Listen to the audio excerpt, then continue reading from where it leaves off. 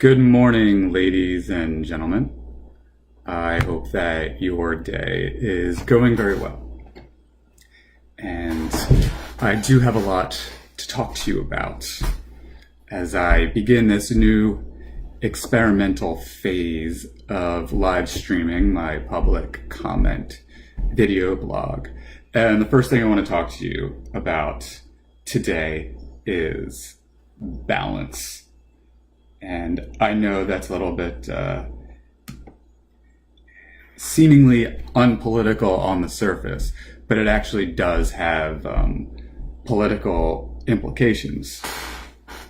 You see, the truth is, I am a perfectionist, and I don't mean that in any kind of egotistical way. In fact, the irony in life, well, I don't know how ironic or not ironic it is. I don't know if that was the right choice of word. You see right away the traps I fall into here. The thing is, I have been accused on occasion here and there of being pretentious or coming across pretentious or condescending. And the truth of the matter is, I really don't ever mean to be. So if I ever come across to you as elitist or pretentious, please do know, not my intention whatsoever. In fact, I think one of the motivations behind doing these live streams is the ability to actually talk to you in practice, talking to people and not coming across as preaching or lecturing or being so uptight that I can't relate or some such thing. You know, that's one of my insecurities, is that I'm too dry or some such thing, that I keep you at arm's length, that I'm uninviting, that I'm distant. I don't know, these kinds of things, you know. I don't want any of that. The whole point of this public comment concept for me is the importance of our ability to talk to each other and have meaningful conversations about living well, about what it means to thrive and how we work together to bring about a more thriving community. That's really what I'm all about. That's what my education, my college education, really taught me more than anything, was the value of community. And you know, one of the things I love doing to build community is really facilitating conversation. So that's one of my objectives here. But I told you I wanted to talk a little bit about balance. So I'm going to try to do a sort of really honest, full disclosure here. To a degree, honesty scares me. I'll be honest with you about that from the very beginning.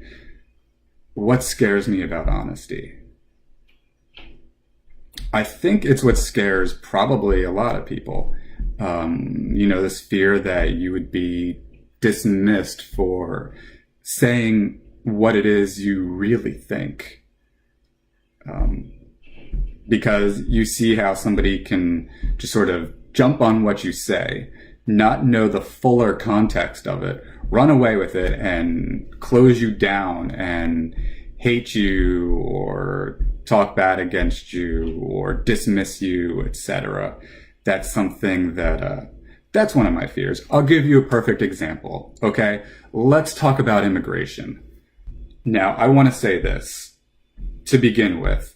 I am for immigration, and I think that the treatment of immigrants, whether they come here legally or illegally, I think they need to be treated right. I think all people need to be treated like people, with dignity and love and compassion and a desire for each of us to see one another thrive the best we can. I mean, this to me is just common sense. I don't know how you have a well-to-do society if you don't wish the people in your society to do well. How the Republican Party doesn't get that is just beyond my capacity to understand, but we'll get there. I don't want to digress too much. Okay, so here's the thing. If we're talking about, say, the incidence of illegal immigration. Now, I had this class when I was in college where I used the term illegal immigrants. And I was very much criticized by my professor and said, oh, no, the term illegal immigrant is humiliating and denigrating to people in that situation. And I thought, and she said, they have to be called, or, I would hope that you would call them instead, undocumented workers.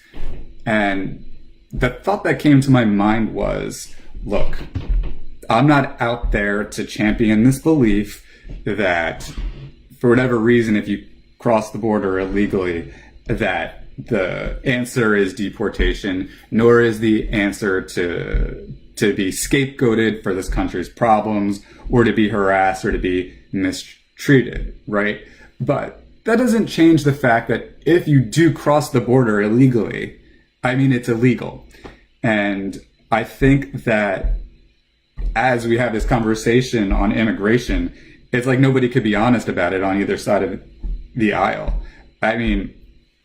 Am I saying that we shouldn't open up our borders, especially to people in Central America, where choosing to stay in your town is essentially asking a gang to extort you? I understand the need to let in refugees. This is something I'm totally for. Which, by the way, not to digress again too much, but there's the conversation about people seeking political asylum, and there are other scenarios in which people enter our borders through different ways. Anyway, bottom line is this. I believe in, very compassionate immigration policy, pathway to citizenship for people who come here. But that doesn't change the fact, and I think that we do need to find a way to have an honest conversation about this, that if you cross the border illegally, you do, in fact, cross the border illegally. Liberals are probably hurting themselves by not being straightforward about that. Anyway, my point is this, in the fear of being, honest and saying what it is you really think. I have this fear that if I'm upfront about my view on immigration so explicitly that everyone's going to say, oh, he's anti-immigrant and, cut me off or what have you. And the fact is I'm not anti-immigrant, but I am a technical and logical and objective person. And if you cross the border illegally, you did cross the border illegally, which would technically, you would be an illegal immigrant in that sense, right? So I don't like this, I think that one reason why I get anxious about being so honest is that we do tend to be so euphemistic in our language that daring to be a little bit more direct and explicit, one may feel the risk of being dismissed. I don't know, it's just a thought. I haven't actually tested it out. But it's an insecurity of mine.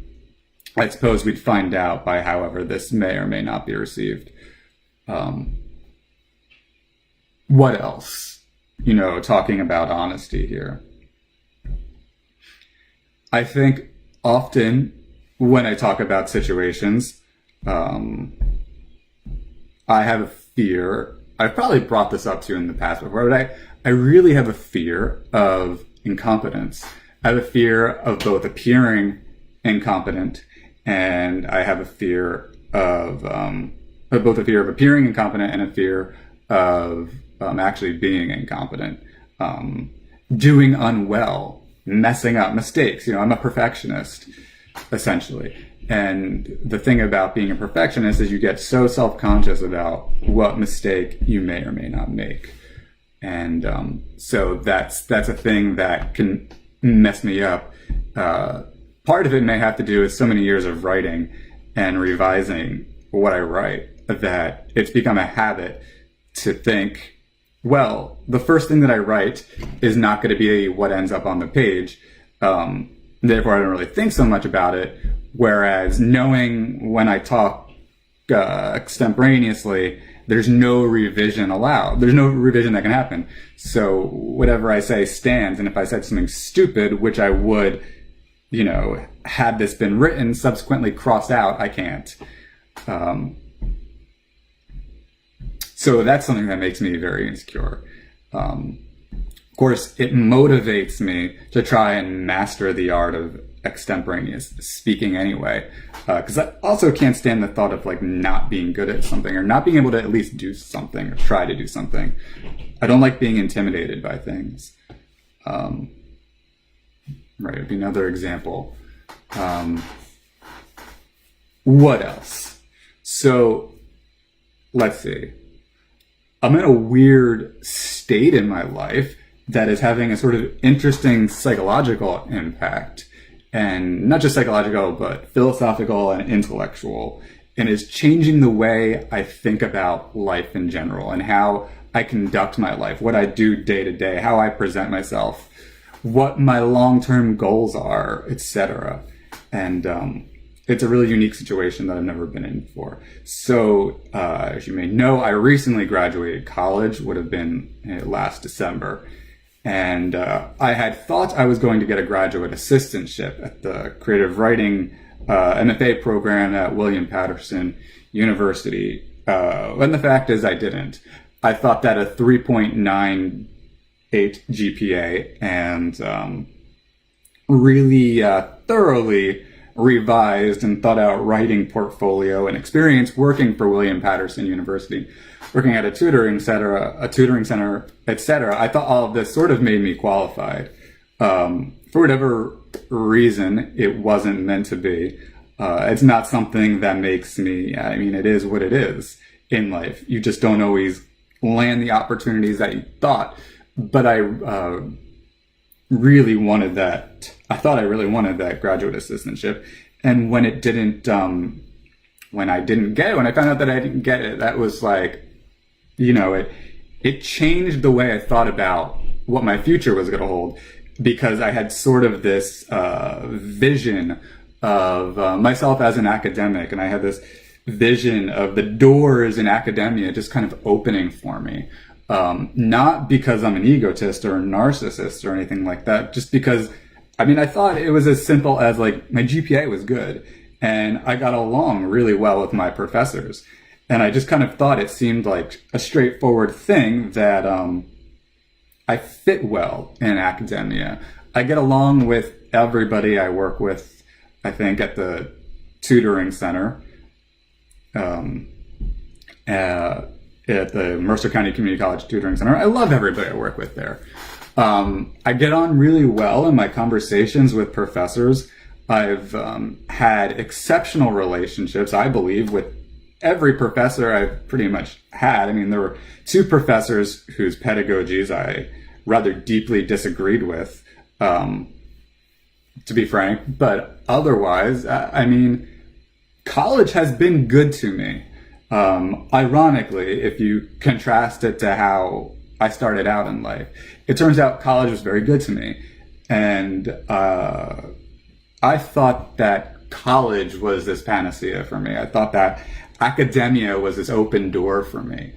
And, excuse me, when it turns out it's not as simple as just having great relationships with professors and having a great GPA and doing everything that you thought you were supposed to do, and that appears not to be enough, that really changes the way one looks at life. And it also raises a question of what do you want to do with yourself?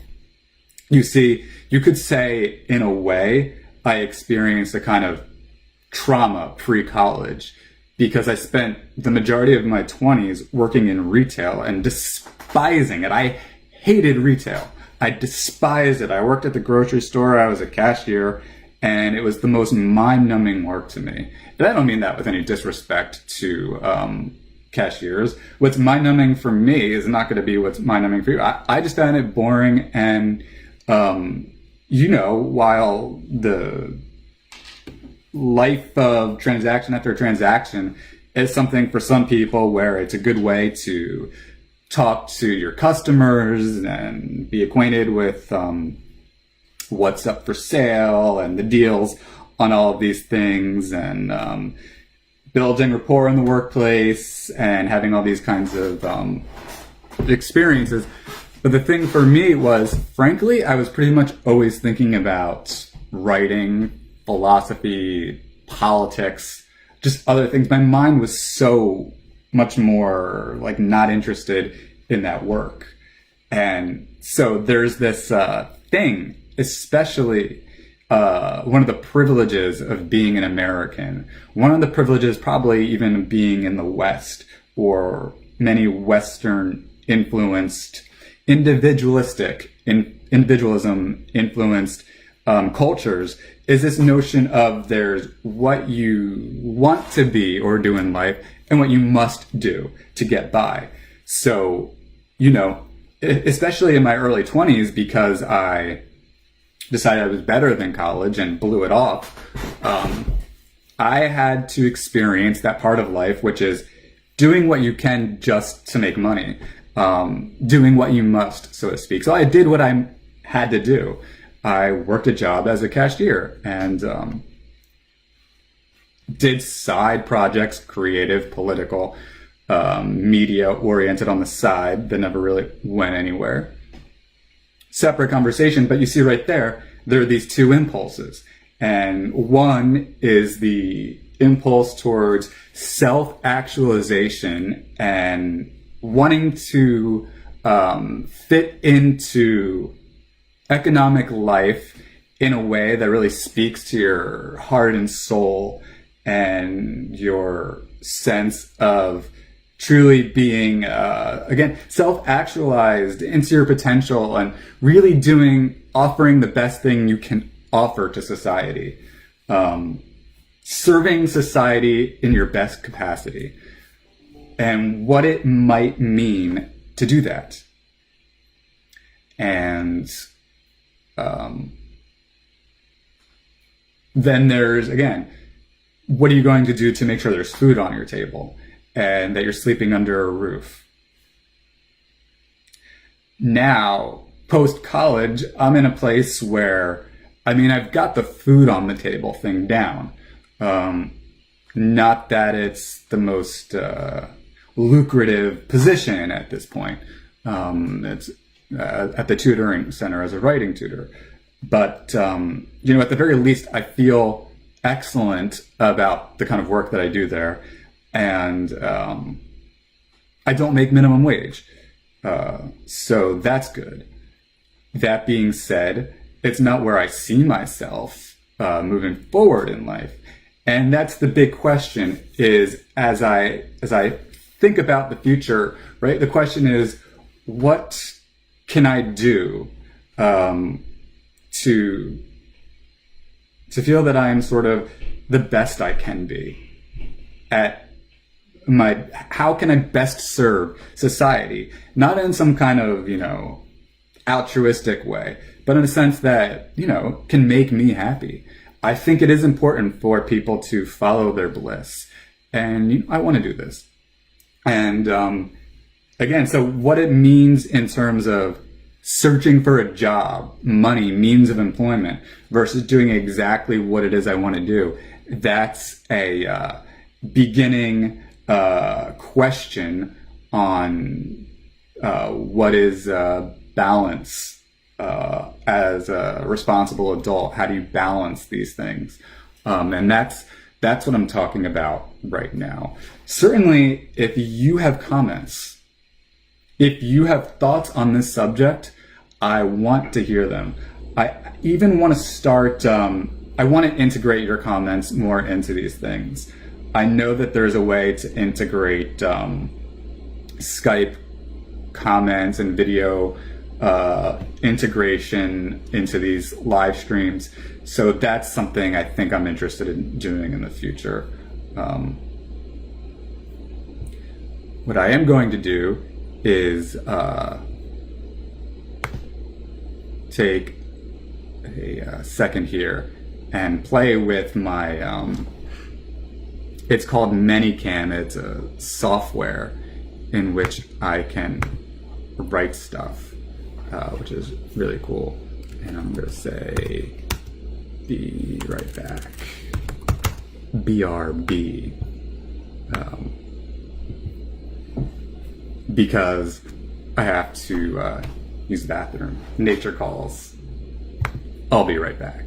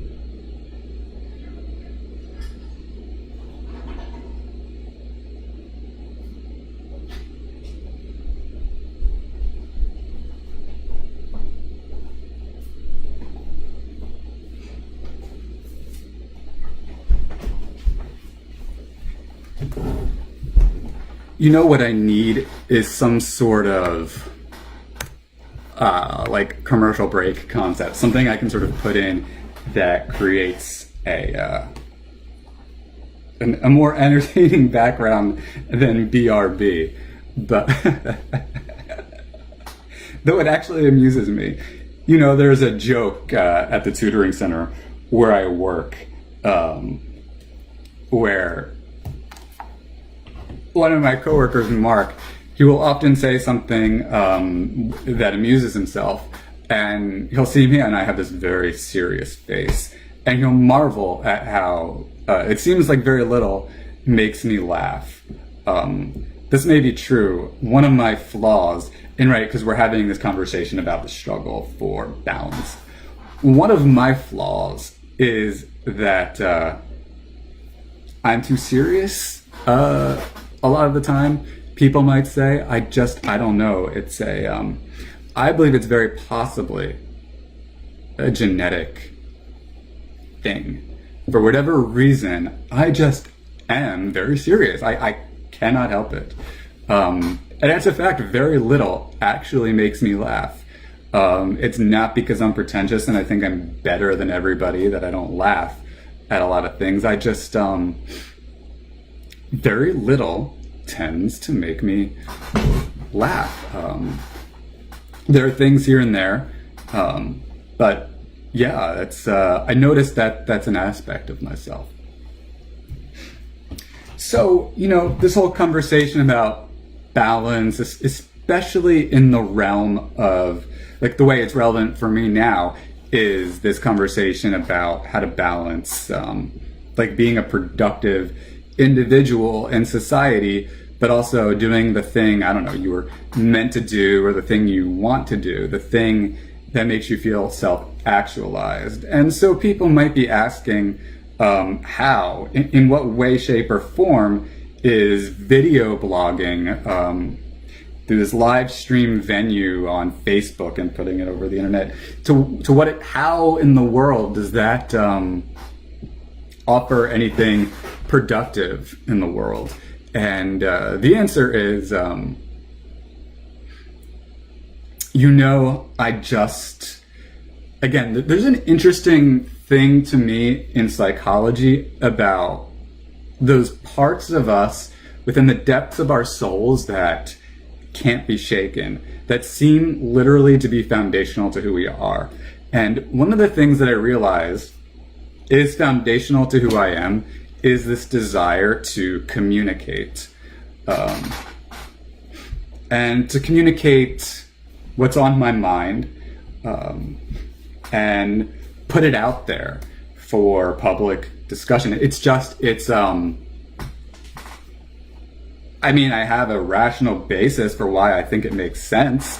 I think that effective communication builds deeper understanding and empathy, and therefore greater community. So that's just how I'm driven. Part of it, I think, is just a deeply embedded core aspect of my soul. I think another part of it is deeply intellectual. So that's where I am. This is my goal. I have no idea whatsoever how this translates into economic productivity or social use beyond my more, esoteric view of it. I don't know. I know that there's a deep political element to this. Those of you who know me best know I'm an extremely political person, and I want, therefore, to make politics a major factor of this. I was taking notes on exactly how I wanted this to go, and where I'm going with this public comment concept is essentially two things. That I'm in this realm of what it is I want to communicate to the world. What are my themes or my motifs? My motifs overall are just politics and, frankly, self-improvement. What it means to live a better life and to think about how we live our lives. Yeah, that's a fact.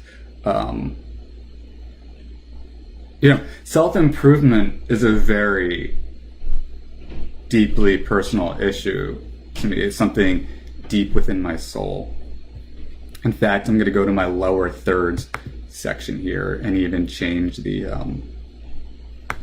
caption to self-improvement. My desire for self-improvement, and watch how we can switch that. Isn't that cool?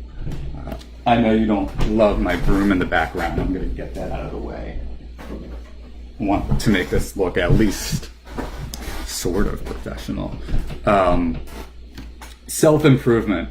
So, right, context. The context really goes back to my younger days.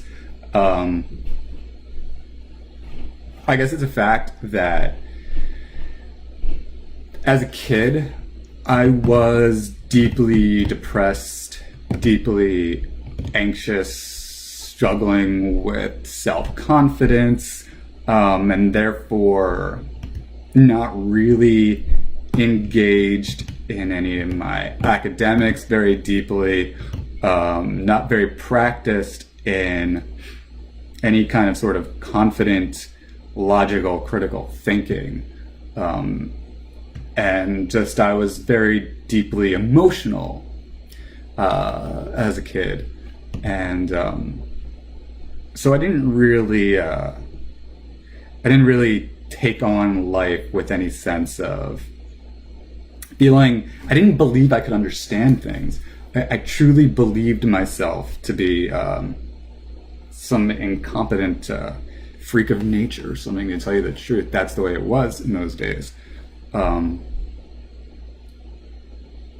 And though the sort of silver lining was I had a capacity to be very self-expressive and creative. So I did a lot of writing. I did some acting things, and that meant that at least I had this drive to be productive in life, though I never really felt good about my productivity, because I never was able to evaluate what I was doing or think about what I was doing rationally, and I couldn't do that. I didn't really know what rationality was in those days, to be frank with you.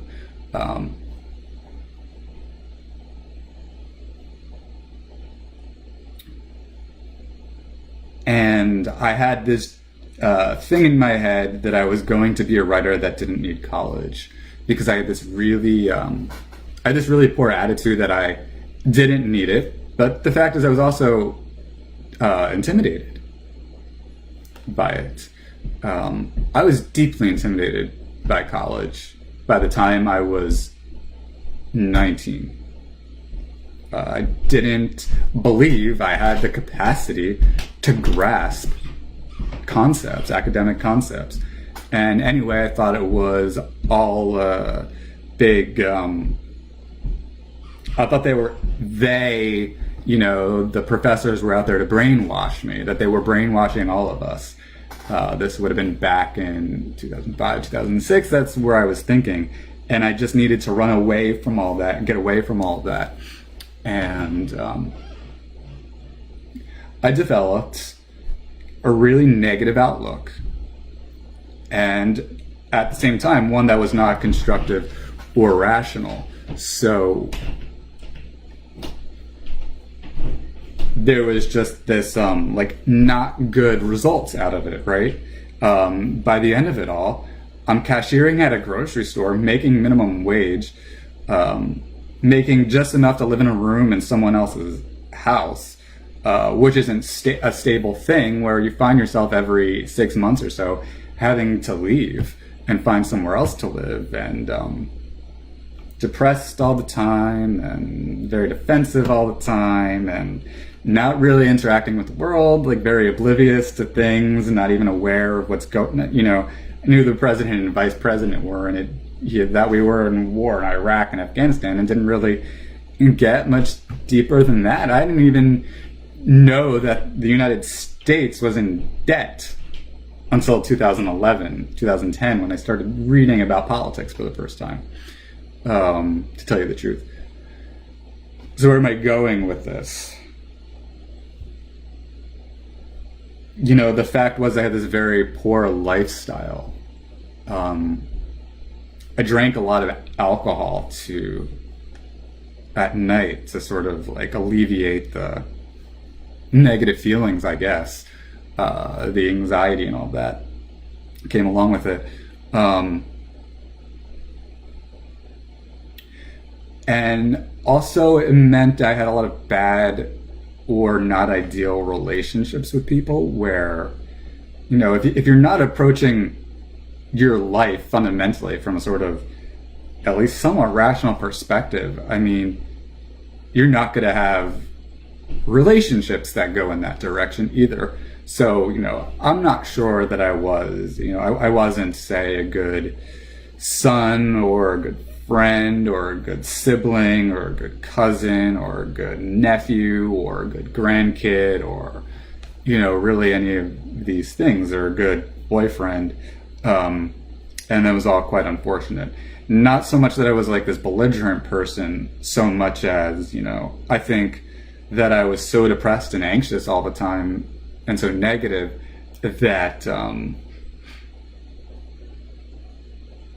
all I could do was sort of detach and or be defensive. And I mean, that's the fact of the matter. That's the way I thought. Anyway, the whole reason I'm putting this out there is the fact that I got myself out of that way of being. And a huge part of that was my academic experience, which, fundamentally transformed me. It really did. And now it always has me thinking about, questioning if I'm approaching things objectively, if I'm treating people well, if I'm doing the right things. I'm really motivated by this question. Am I doing the right thing? That's the question that lingers throughout the day, right? Minute after minute. Am I doing the right thing? Did I do this correctly? Give you here's just one example. Perhaps you relate to this, but I had a cell phone drop and break the other day, and so I had to get a new one. And so the daunting thing in my mind is, oh my God, if I get a new cell phone, what the hell kind of cell phone am I supposed to get? I don't want to get the wrong one. I don't get the one that's going to break quick. I don't want to get the one that's going to cause some kind of problem in life. So there's that. Even this whole like live stream concept, I ask myself, should I be doing this? Is it right for me to do it? But I mean, I've come to the logical conclusion that yes, I have a desire to talk to you, so I'm going to do it. I always, desire, the experience of desire is something psychologically that really interests me. If you have a desire, I think you can ask, is it a destructive desire? Does it appear to be a reasonable thing that you desire? And if it does, you should probably go with it.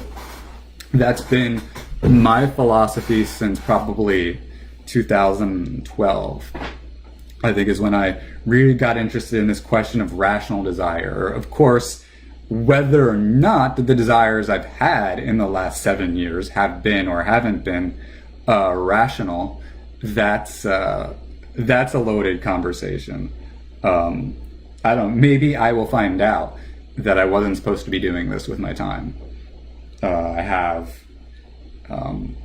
another 40 minutes before I have to get ready to go to the tutoring center, and this is how I'm choosing to spend it.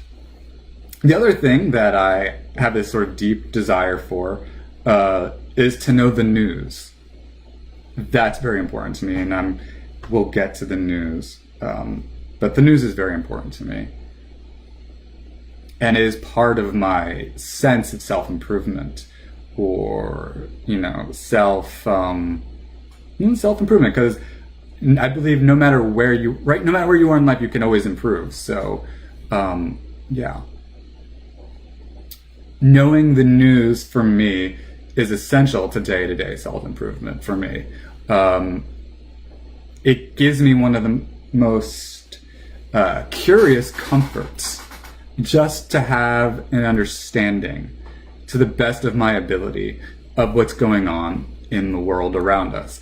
And that's just the way I am.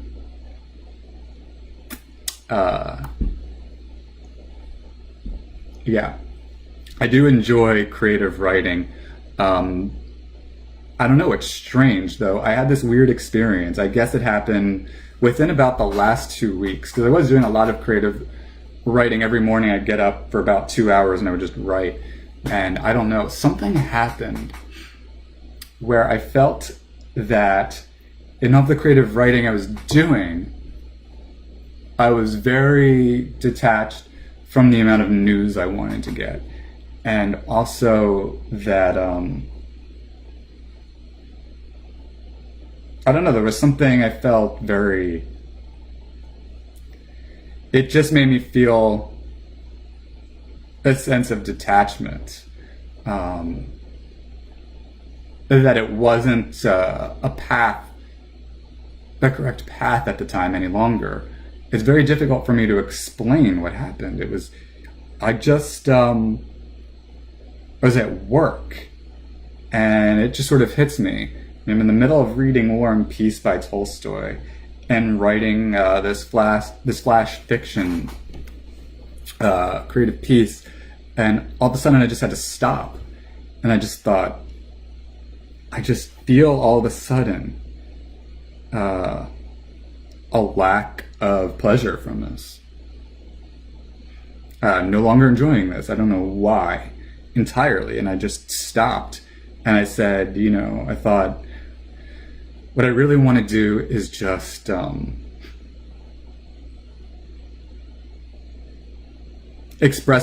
be more acquainted with my thoughts and to express them. I think that's one of my greatest values in life, is being able to talk. about stuff, being able to think clearly about stuff and talk about stuff. I've always been insecure about being able to talk, to be valid or legitimate in what I talk about. Pretty much unless it's politics. That's one realm in the world in which I've put a exceptional degree of study. My politics, my history, and my philosophy, and my literature, the humanities. I know my humanities pretty well. Of course, I don't find that it really serves me in any practical way, though I do feel it equips me, at least perhaps, to be a meaningful, at this point, talker. I do feel that. I do. I'm trying to think if there's anything else I wanted to say on this topic.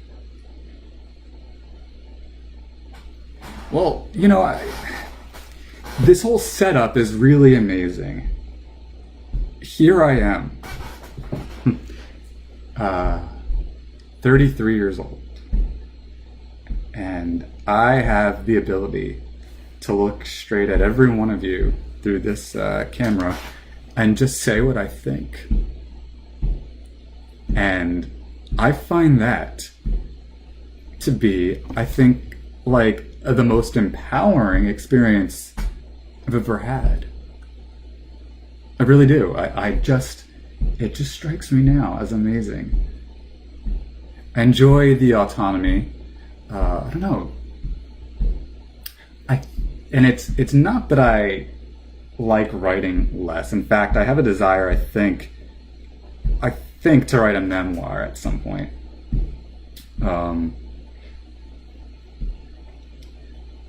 Beyond that, there are two things. In fact, perhaps I'll write this as my next Chiron here. Politics and self-improvement.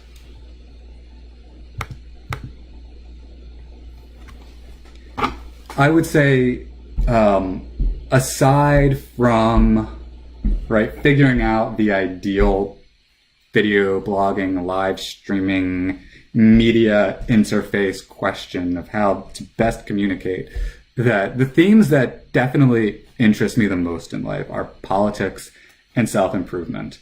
And in fact, I find them to a degree considerably to go hand in hand. Because I find that, first of all, the politics are the rules that we go by. And the rules that we go by are going to be a significant aspect of how well off or not well off we are, or especially if the rules that we go by, the policies, are unfair, or they are they're rules that discriminate against people, which has been the case for most of human history, quite unfortunately. But there are other aspects that have to do with education and understanding and utilizing your autonomy, and that interests me too, and just certain practical aspects of life that I haven't appreciated until it occurred to me that I need to figure out how to make money in a more prompt manner. I think I said this in an earlier video, but one of the things about being a student in academia is that everything is so academic and theoretical that you can sort of take a step back and not necessarily think as much about the question of how your skills can best be put to use economically. Maybe the urgency, that sense of urgency, can't quite be as much there because your mind is going to be a little bit more focused on passing the test. Don't get me started on my thoughts on testing and all of these things. Well, okay, you could get me started because I have a lot of opinions on testing and pedagogy and all this stuff. Very much so. Very, very much so.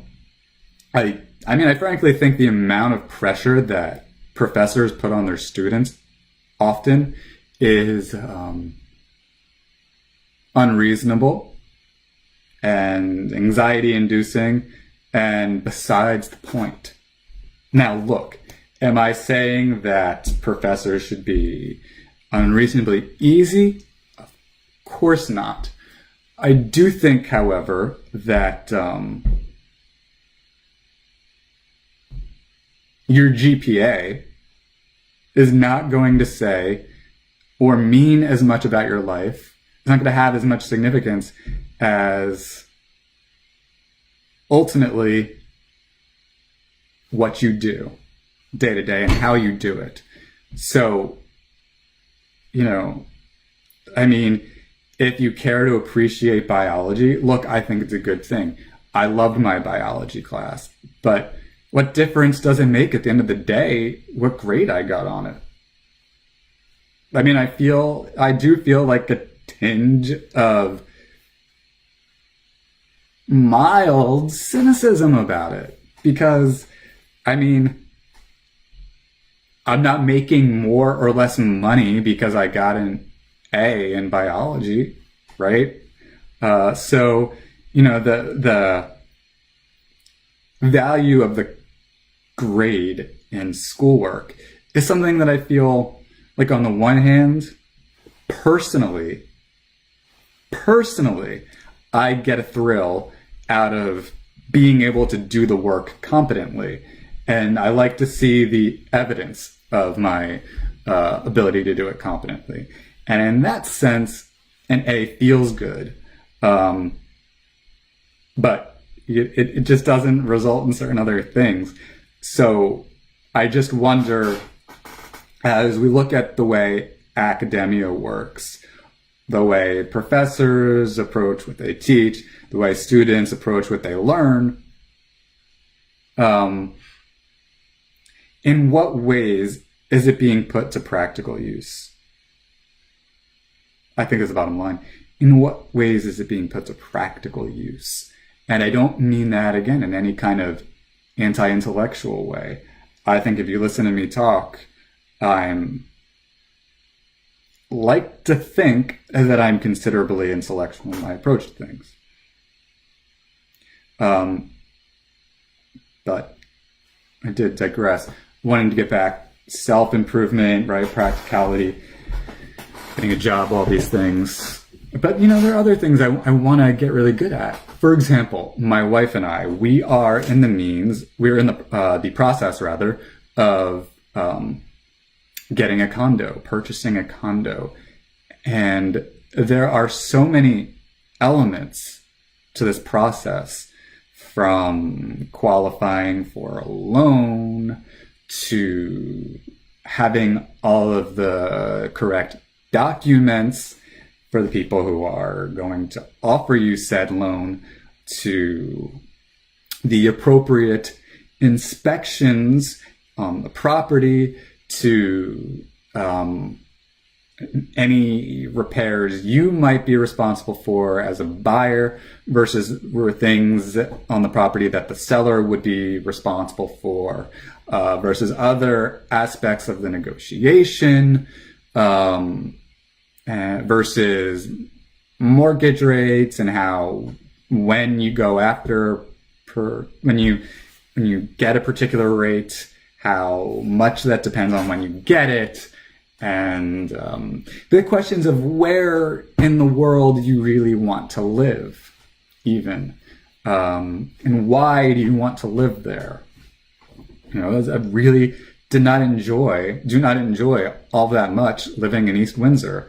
I think the politics is pathetic here, and I mean that as diplomatically as possible. I mean, when nobody, regardless of political party, can go to a town council meeting and say something and be taken seriously, it's a sad state of affairs. And when that group of people is in charge, and their way of running things is through pay-to-play BS with the local vendors, government contractors, it does give you a feeling of cynicism. And when all the street signs, or a significant portion of them, are faded, and the sidewalks are busted, and the streets are busted, and there's a lot of abandoned homes and buildings, and so many lawns are unkempt, and tree branches are,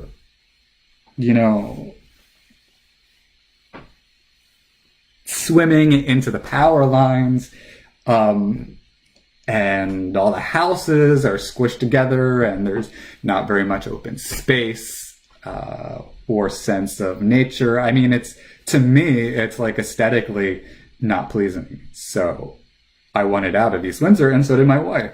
So that, so there's that question that you want to ask in life, again, as being part of self-improvement.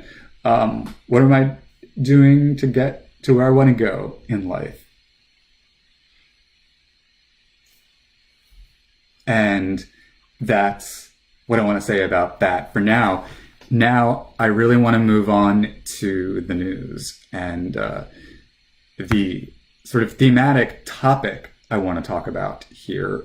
The overarching theme is globalism versus nationalism. And before I get into the more fundamental aspect of this, the more philosophical, right, let's do a bit of news, shall we? You may know about violence breaking out in Gaza, right? Violence between Hamas and Israel.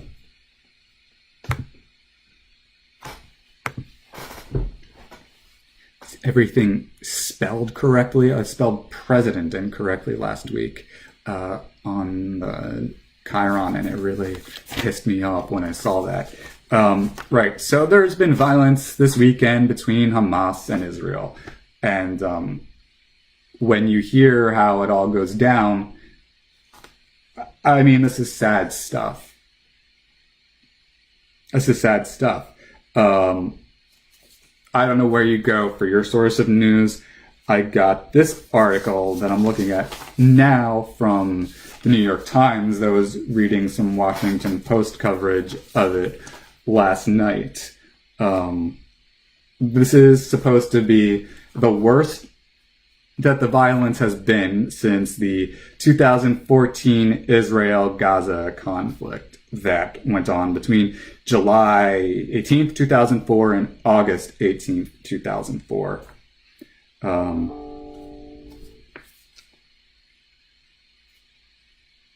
I'll just read you, I will tell you that thank God there's been a ceasefire that happened early this Monday between Hamas and Israel.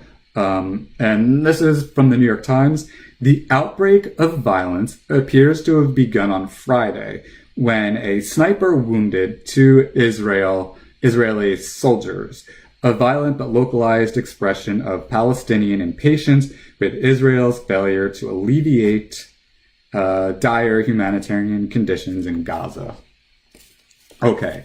Now here's the thing, right? At least as it reads, it appears as if the Palestinians in Gaza are frustrated because of their economy, and they are therefore getting kind of violent. That's what we get. I'm just seeing if this is a comment from any of you. Nope, that's a Washington Post article. I, again, do encourage your comments. I want to try and integrate them. So, just so you know, feel free to say your piece here.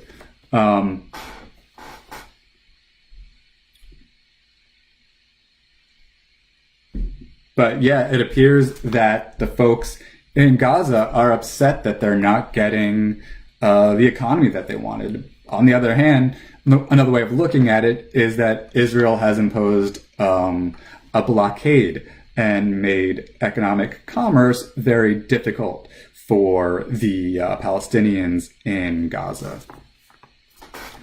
Why the folks in Gaza had to react violently, of course, is a very disconcerting thing. Very unfortunate.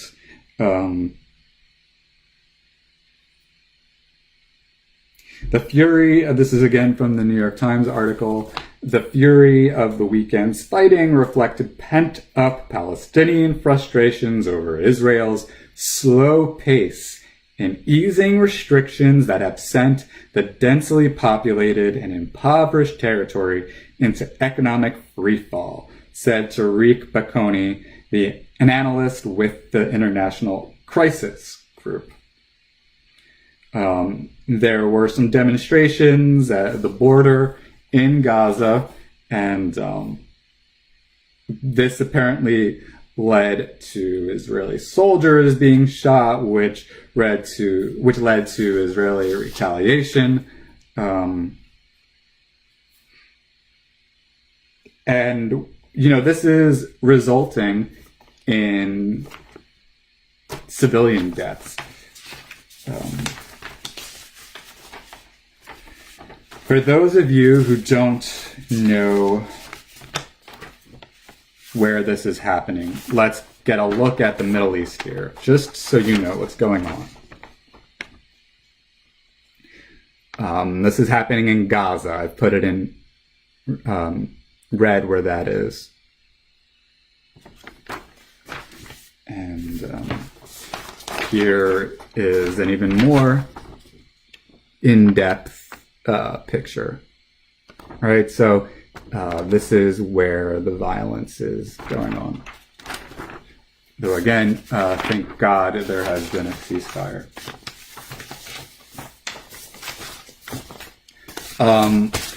With respect to any political policy reaction, going to take this back, and this is where we get philosophical, and actually bring it back to conversations between globalism and nationalism.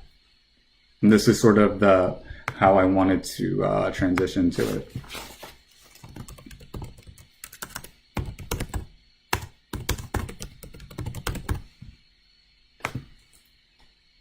So one of the fundamental problems, oops, there's a typo there. I apologize for it. It's going to happen in life, right? I just lost it again, and I apologize. Globalism, the nationalism on. I apologize. What's going on fundamentally as we contemplate the violence between the Israelis and the Palestinians in Gaza? I mean, they can't live with each other. Why can't they live with each other? Because Israel has got this fixed notion of having to live in a Jewish state, and the Palestinians have to live in a Muslim one. I don't see why we can't all secularize and be cosmopolitans. And the thing is, right, as we understand that the economy is changing, so nationalism is intensifying as people who are squelching for resources find that nationalism can work to their advantage. Perfect example.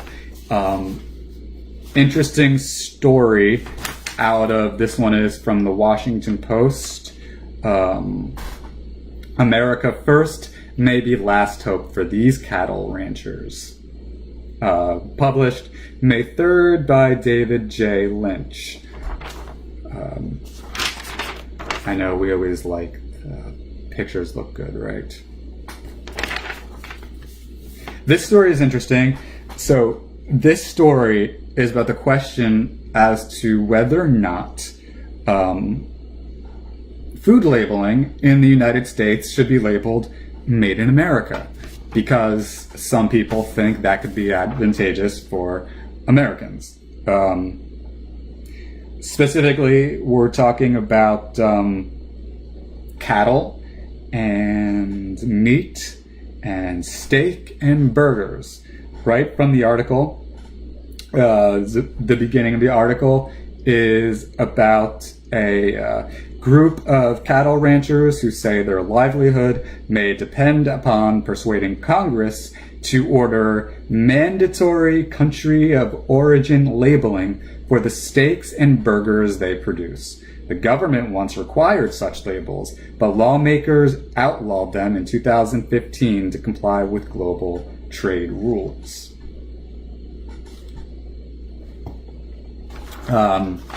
Notice here what these people are saying essentially is that freer global trade is hurting us, so please give us an economic advantage purely because we're American. And I mean, this is just not rational. It's, speaking economically, it's cheating.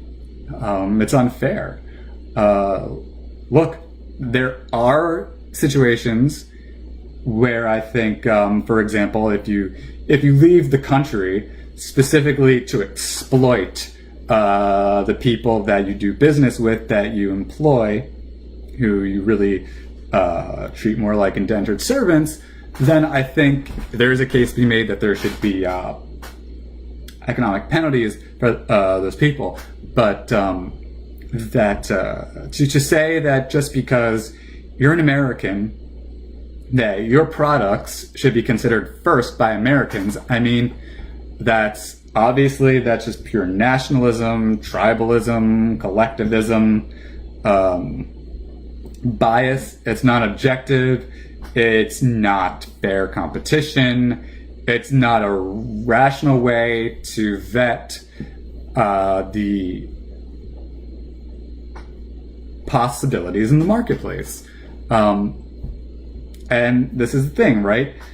That's why there's an interesting tie between globalism and capitalism. Regulated, of course, and made fair. So nationalism has this real tribe-like, collectivistic-like thing that makes people very anxious and sort of into people who are just like them and only like them, and usually it's racial or religious or ethnic. I mean, we see the situation going on in Russia, where they feel this solidarity with Eastern Ukraine and Crimea because they are, Slavic. Oh, we see the situation in Israel, we see the issue in Palestine, and now you've got the Brexit thing going on, where the UK doesn't want to integrate with the EU, and you've got the separatist thing going on in Spain, and there's a lot of anxiety about people not wanting to be part of the group anymore and have their own identities and ask themselves what it means to have a tribal self-interest, so to speak, or a tribal interest, a collective interest, a group interest as opposed to a universal interest. And this troubles me very deeply.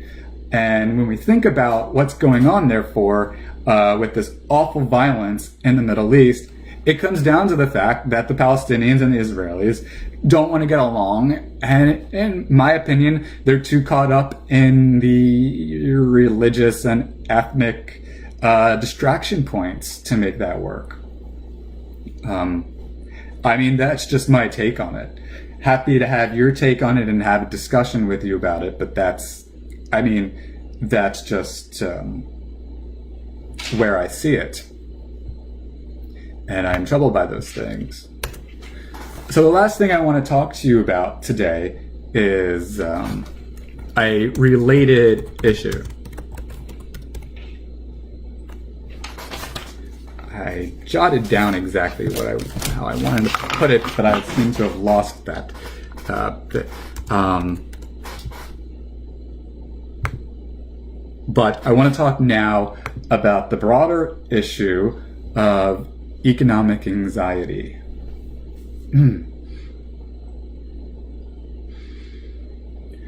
I don't know about you, but as I observe the world, one of the things that I observe, correct me if I'm wrong here, is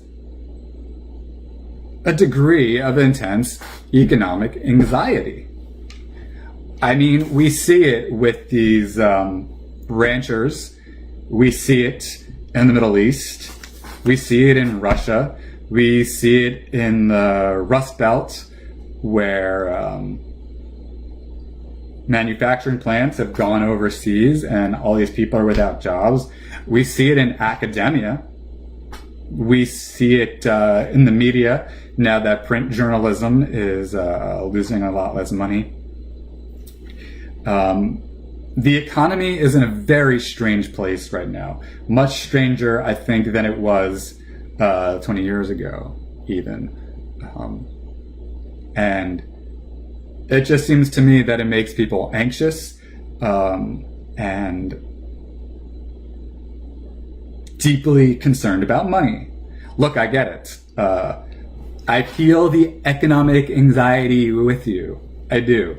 I make $12 an hour, not very much, and would love to make more money, but I don't want it to stifle how I go about my living day to day. I refuse to allow economic anxiety to crush my soul or to create some sort of bias in the way that I behave. I just don't want anything to do with it. And it makes people, I think, want to make grabs for money in ways they would not ordinarily do it. Again, not saying I'm opposed to a degree of economic self-interest. You have to take care of yourself. You need to make money. Though protectionist policies, tariffs, violence, screwing other people over, ethnocentrism, all of these kinds of things I don't believe are the answer. I believe the answer really comes through appreciation. Yeah. I know it sounds overly simple. If you take the word appreciation from the economic point of view, it means just increasing in value. But what does it mean to appreciate something more literally? I mean, it means paying. I mean, it means not just paying for something, right? But it means taking a moment to identify a thing's significance to you and to show it. So in certain degrees, it means paying for things. I know we think to ourselves, well, aren't we paying for too much? Some of us are.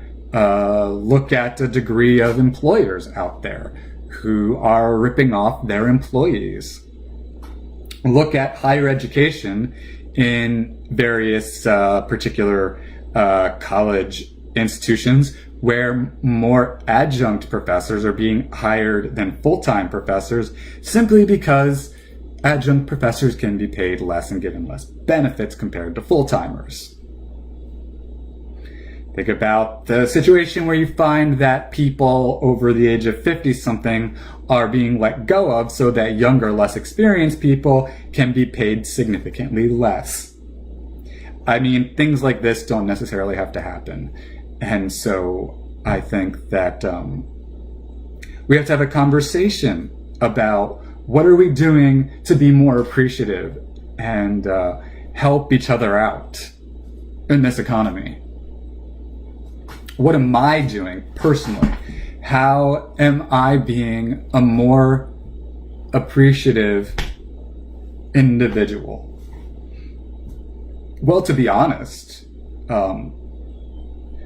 part of it for me was to take a break from writing and to just sit back and look at the world.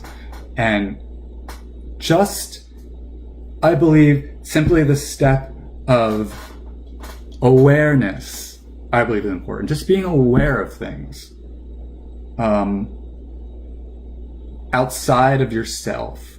What's going on in the world outside of yourself, a little bit. That's a step towards greater appreciation.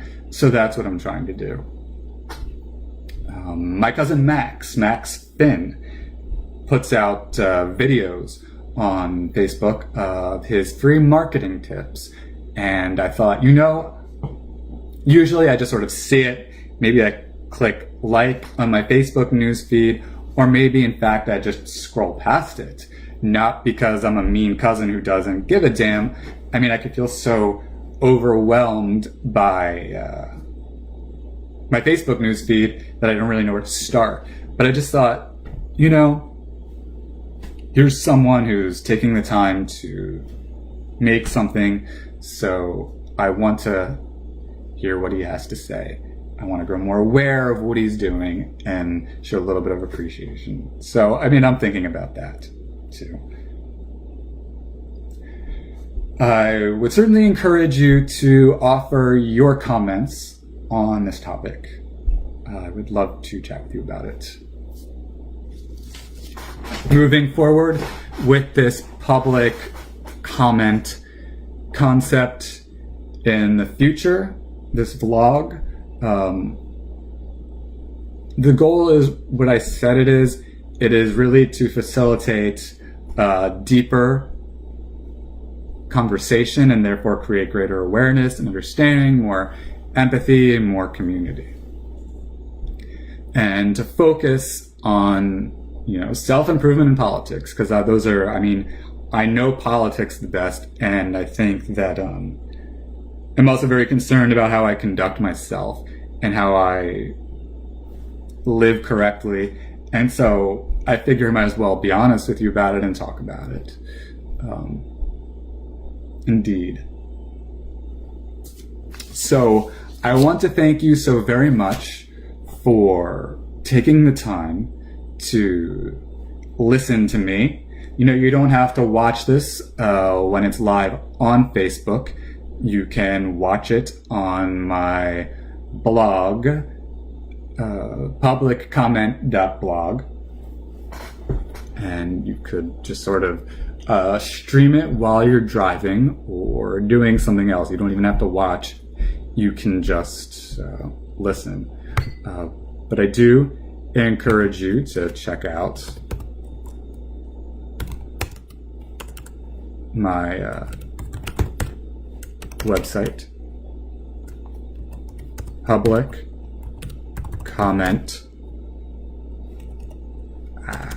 publiccomment.blog, as I get better at using these various features. Thing I haven't figured out is how to manipulate the size of this box. Okay, here we go. Put it on my right. But I've got to change the size of the lettering then, don't I? So, okay, instead of 10, let's put it at 6. No, let's put it, okay, I see. Really can't.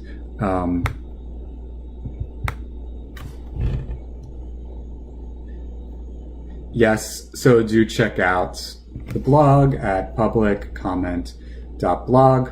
Let me know what you think. Let me know your point of view, and let's have a conversation. And let's talk about making the world a better place. Again, thank you so much for your time, and I look forward to doing this again very soon. My new phrase, I like to say it at work, at the tutoring center. When I say goodbye to people, I like to say, keep it real, as they say. So I'm going to say to you, ladies and gentlemen, keep it real. I'll talk to you later. Have a good day. Bye.